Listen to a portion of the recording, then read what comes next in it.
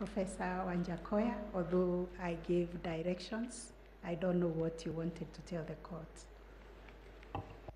Lady Chief Justice, members of the Supreme Court, I would like to take this opportunity by thanking you, because this is my first time to address the Supreme Court in this country, given the fact that I practice in other jurisdictions. Now, the ball of contention is, and I know, Your Honor, you have already addressed the issue.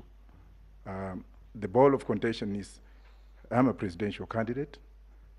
I was in this room this morning. My counsels were refused to come in because we had already made a ruling apportioning the number of lawyers that were supposed to come in here, which is okay. But what I want to beg or to pray is that I pray to be given some opportunity, probably under your discretion, so that I can also be enjoined to speak through my counsel on case number 7, of which I was enjoined as an interested party. I've already submitted my responses, and in this room and in the absence of Raila Amolo Odinga and Honorable Ruto, I think I'm the most aggrieved person here, despite the fact that we have also other interested parties. You should also take cognizance that I've run for election in this country. I've traversed this country.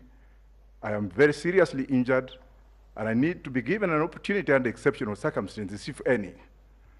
And finally, I would also like to thank those who are here, especially Gidu Muigai and James Orengo, for having successfully made me to be who I am today, and my alumni, of course, the Chief Justice, that please, let's look beyond the mirror so that we can look at justice to be done. Even though people say or collude or speak of fairness, fairness starts with me in this room. Thank you again.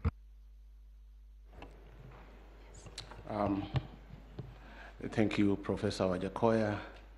We indeed recognize the fact that you are one of the presidential candidates in these last elections.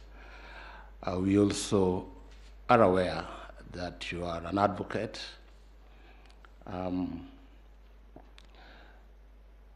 We issued directions regarding the use of this courtroom, and we explained why we only have so many lawyers allowed here. One is the space itself. Number 2 is the COVID protocols that require us to keep some social distancing. And number 3 is security. And so we have another room, High Court number 1. If you want to observe from there, that will be well and good. But in this room, we have counsel who are fully participating in these proceedings.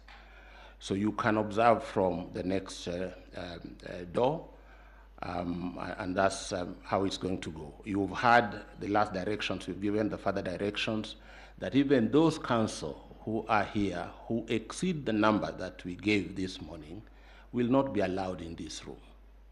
Because we want to leave this room for the purpose for which we gather tomorrow. So we thank you, Professor Wajackoyah. Thank you.